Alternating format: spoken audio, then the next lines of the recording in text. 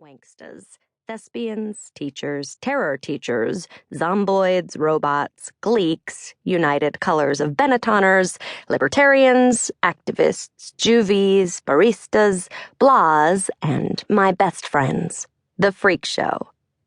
That's right, we call ourselves the Freak Show. My best friend, Brainzilla, Katie, had this idea that we should give our little group a nickname that's far worse than anything any of the diseased minds in our school could dream up. After the Freak Show was born, we actually took it a step further and gave ourselves insulting individual nicknames, too. I think we did a pretty good job with them.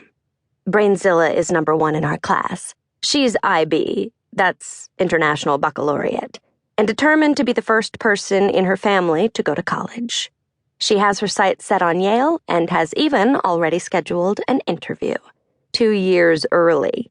She works her butt off constantly and then goes home to take care of her 3 little brothers.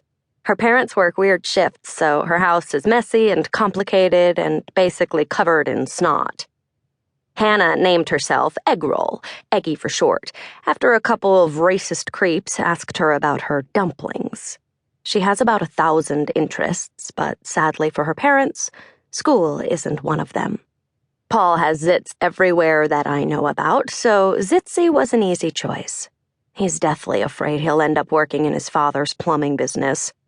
Peter covers us with both the jocks and the religious right, so Tebow seemed like a good fit. He's also insanely good-looking. Flatso, formerly Beverly, is overweight but also flat-breasted, which is rare and borderline tragic. She happens to be strong enough to rip your head off. Not that she would. She's the sweetest person I know. And then there's me, Cuckoo. So, now you've met the whole gang. You'd think with the zillion other cliques, clubs, and posses in this place that we'd all fit in somewhere, but we don't. The truth is that this school is a mess of warring nations. Jocks hate nerds, Barbies hate goths, blah, blah, blah. But my friends and I are planning to do something about that. It's Monday and it's raining, so the hallways are wet as we all drag in droplets on our shoes and clothes. Digger Whitlock gives me a cheerful hello. "You're all gonna die," he says as he passes by my locker. His family owns the local funeral parlor. They specialize in Vegas glitz coffin interiors, and Digger's dad will, for an extra $200, dress up as Elvis and sing Love Me Tender at your beloved's interment. So he's allowed to be a little messed up. And there's also this. Digger's older brother died in a car crash last year. He had a beautiful coffin, but even so, it gives me the shivers to think about Andy Whitlock. I really hate the idea of being dead. Although I love sleeping, so I'm not sure what that's about. I think I just hate endings in general. They're so final. Maybe that's another reason I'm starting this diary. I'm a big fan of beginnings, especially beginnings and second chances. And short chapters, obviously. So I think you get the picture of me, of my friends, of North Plains High School.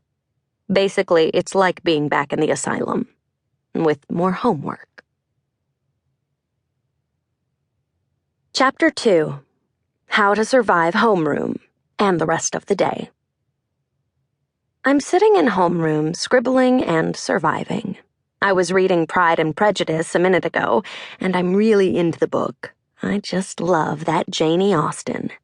Now I'm imagining myself meeting a boy in my personal version of Pride and Prejudice. His name is Lawrence Darcy, and he's the younger brother of Fitzwilliam Darcy, better known as Mr. Darcy. And he is just so charming and British and Jane Austen-y that it's like I'm in homeroom heaven. We start chatting at a society ball in Netherfield Park. Lawrence Darcy is pretty dreamy. I'm just loving all those great 19th century manners. I may be in love. Stay tuned. Lawrence Darcy gets me through the rest of homeroom and, let's face it, the rest of my classes until lunchtime. Hold your fire, teachers, Barbies, and all haters, I think, as I walk through the cafeteria.